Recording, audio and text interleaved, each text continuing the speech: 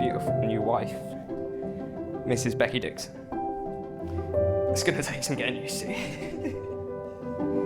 I'd just like to say you look incredible, and I couldn't be prouder of standing here today as your husband. And that wouldn't have been the case without all of the blood, sweat and tears you've put into planning and creating the perfect day. It feels so good to finally be in front of our loved ones as husband and wife after 10 years of growing together and loving each other. Who'd have thought it? In fact, it's one of the things I love most about you.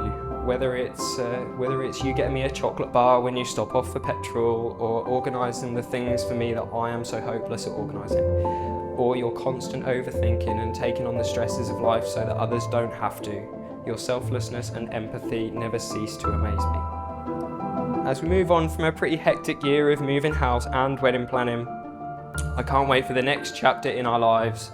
The thought of spending weekends together without spreadsheets, seating plans and candle options is a seriously exciting prospect.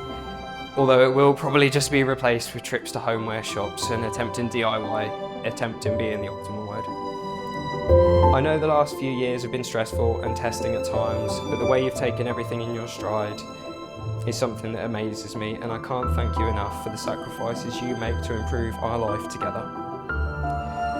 Hopefully our next chapter will include starting our own little family, which, despite being absolutely terrifying, is something I can't wait for, and I'm sure neither can you, Jane. I know that one day you will be an incredible mother. I'd like to conclude by making a few promises to you, my new wife. I promise to always be there to help you when things get tough and to make you feel supported, even if sometimes I think you're being a little bit dramatic.